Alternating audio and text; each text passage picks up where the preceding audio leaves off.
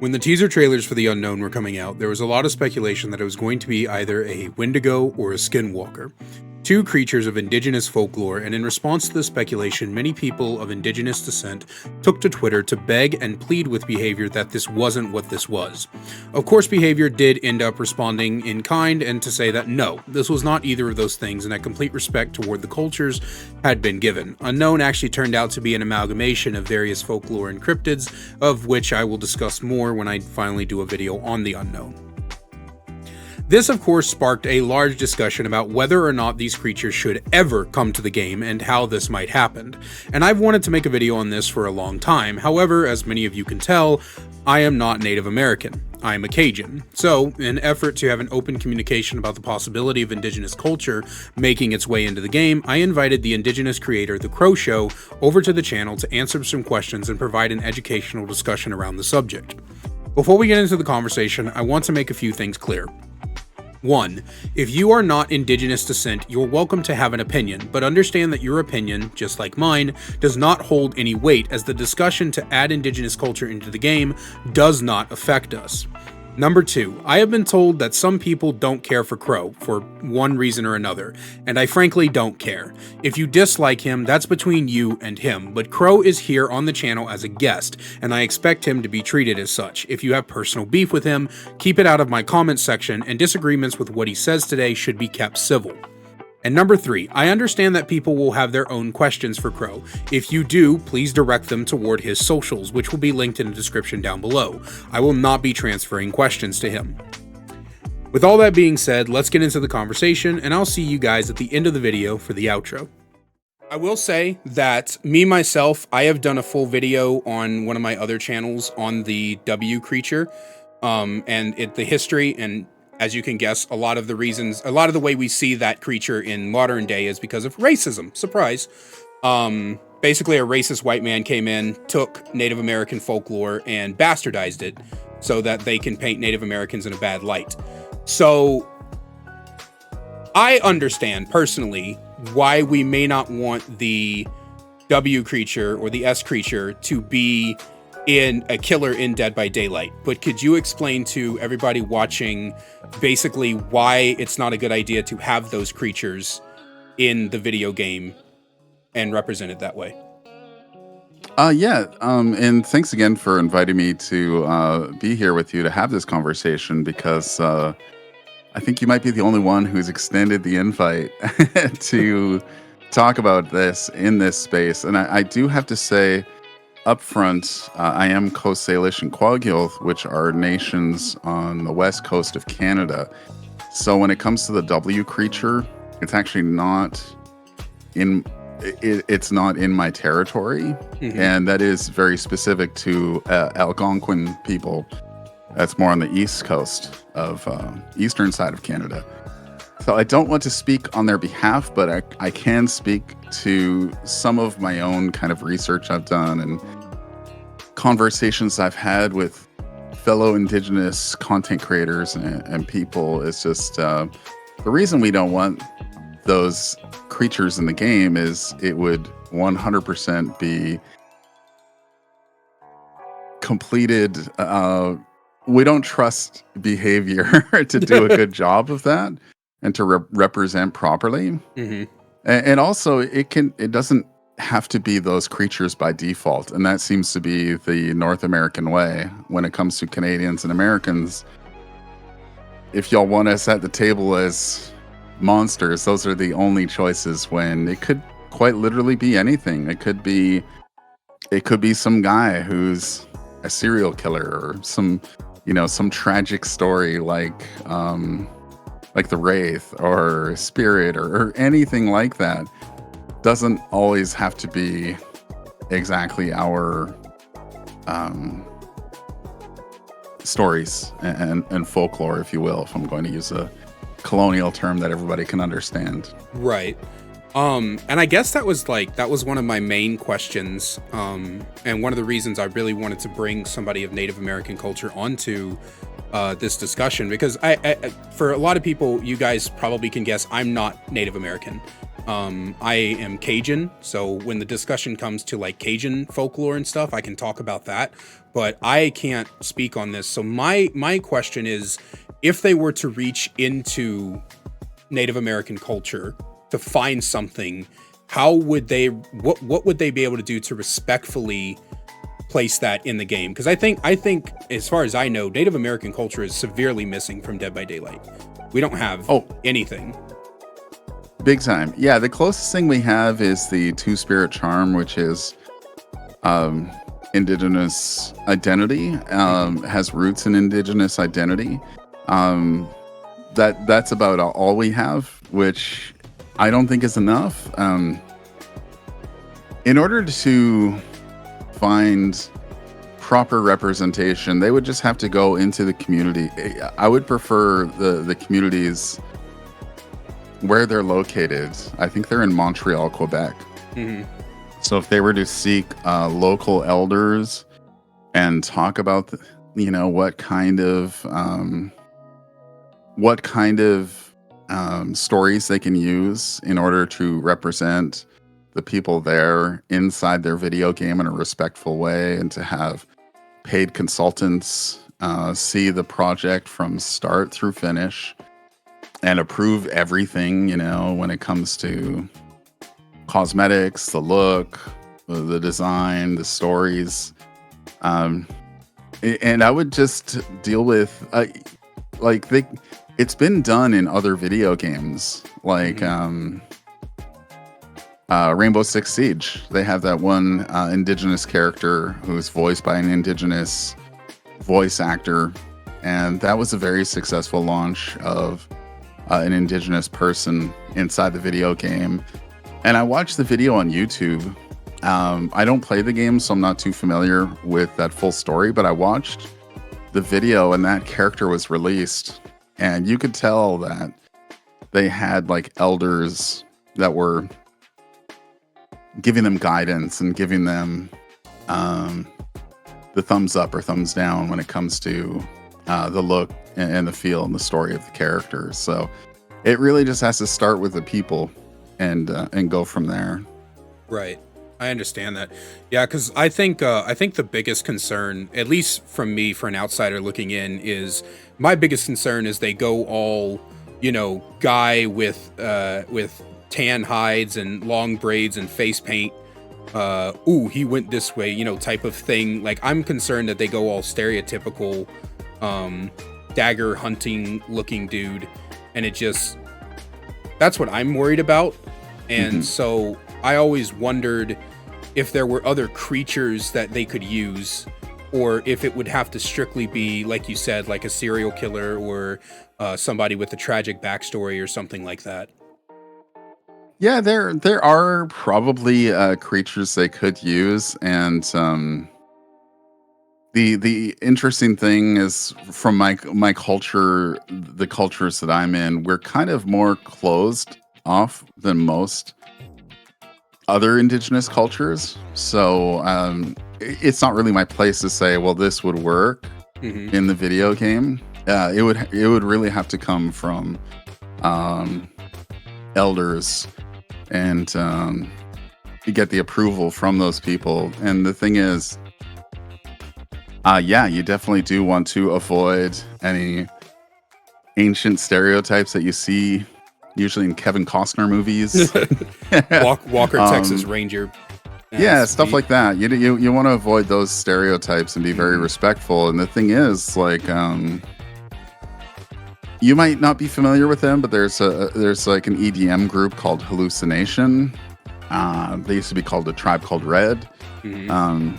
I've seen them perform live, and they have like I said, they play like electric music, and they blend it with powwow drums essentially, and it's this really beautiful blend of modern and traditional music.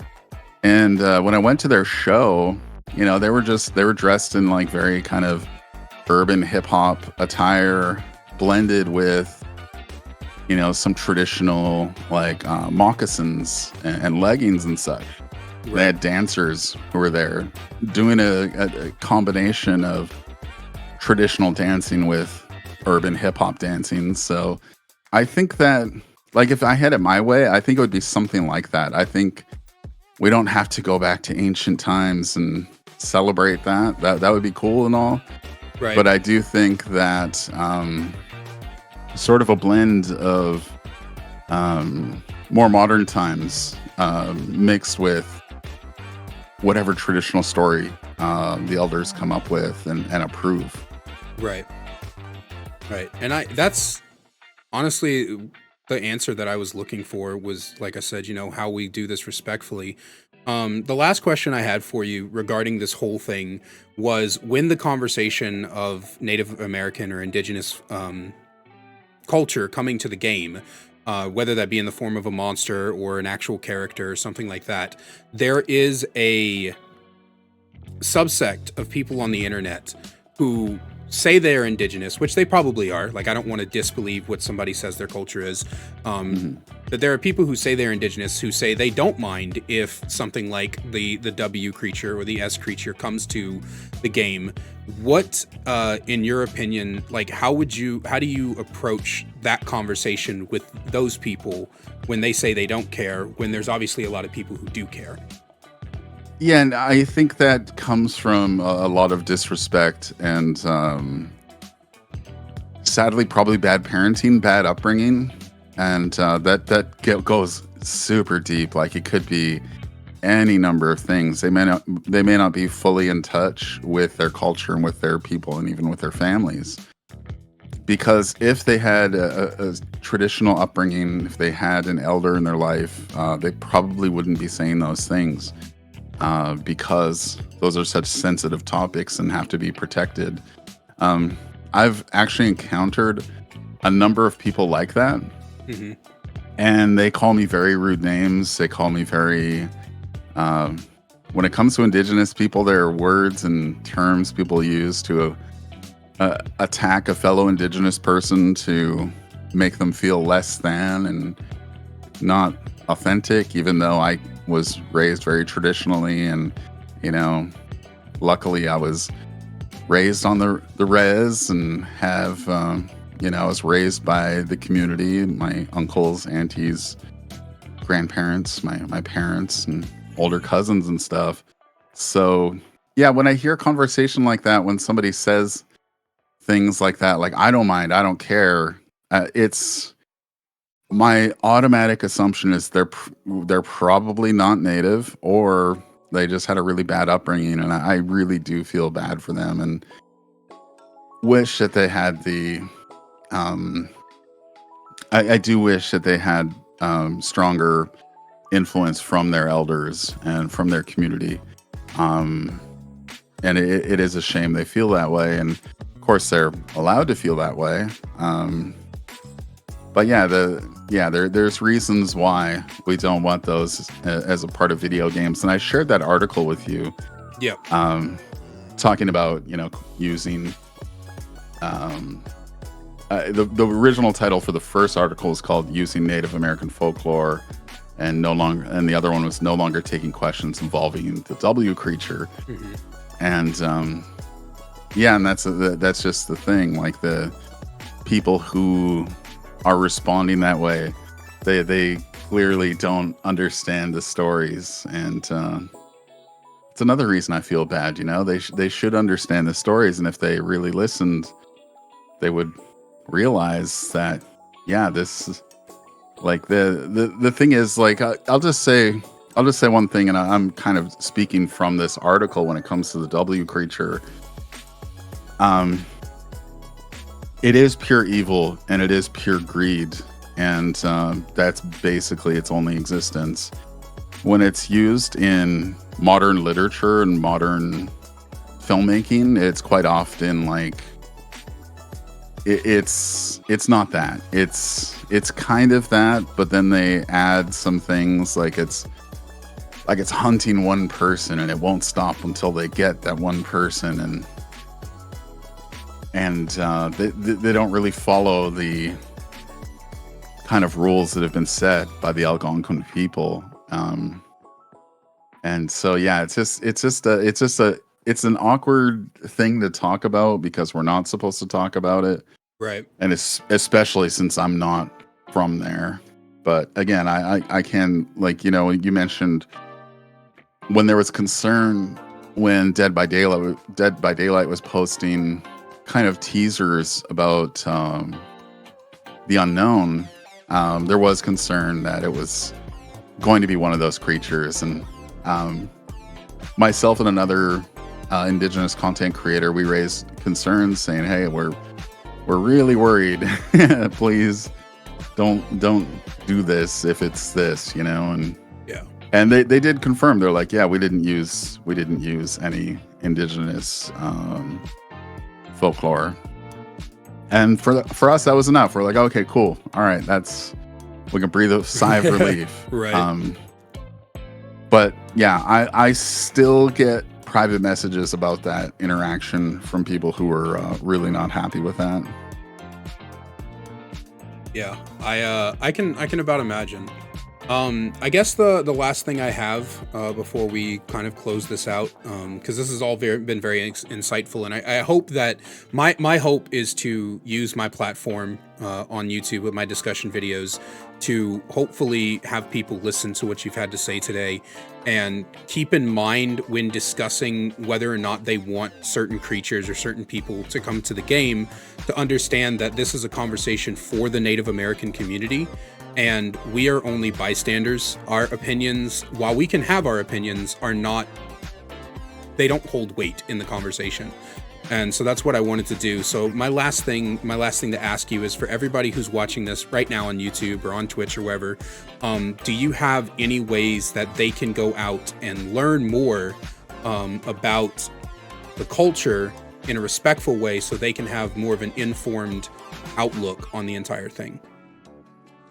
That's a good question. They can, if these people are very plugged into Twitch, which I'm guessing a lot of us are, that are participating in this conversation. If you're watching, listening, look up the tags on Twitch. I know we don't use them all the time. You know how, I can see. I'm just looking at yours. You've got bisexual, no backseating, autistic.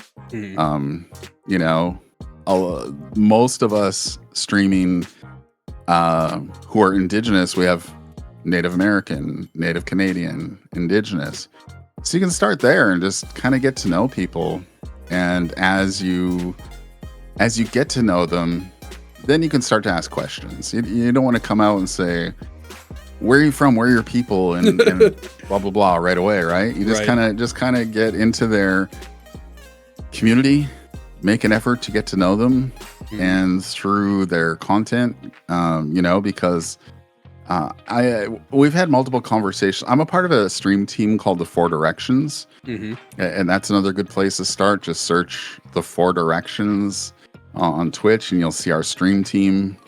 Any one of those folks in there are absolutely wonderful and amazing. Even if our content isn't Indigenous focused, because we are Indigenous, that does inherently make it Indigenous content. So it is a reflection of who we are. And I would say just get into Twitch communities, get to know people, then ask questions. And if they have any kind of some are an open book, some are like excited to have those conversations. People like me, I'm a little wary at first. Like, I'm a little uncomfortable answering questions right off the get-go from somebody who's, first-time chatter kind of thing. So be prepared. I can't speak on behalf of everybody, but some people might be more willing to discuss, and some people might take some time, and that's totally okay. And I would also just, like the article I sent you, I would encourage you to post that link in the YouTube video to start there. That's somebody who's Algonquin and speaking about this topic, and I found it very insightful. Took me a bit of time of researching that, and interesting thing during my research of looking into this, because I was going to make a video as well. But because I'm not from there, I didn't feel comfortable with it. And Right. then I was actually having nightmares. Like I was having bad dreams about it. And then I was like, okay, you know what? It's not my place. I'm just not going down that path because, this might be the world just telling me, Crow, I appreciate your concern, but not your place. So even as an Indigenous person myself, I just I took that message from the world and said, okay, acknowledged, and then moved on to the next thing. But it was very handy. But I would definitely search. Like there are some really good articles written by professors across colleges and universities in North America, and you could start there.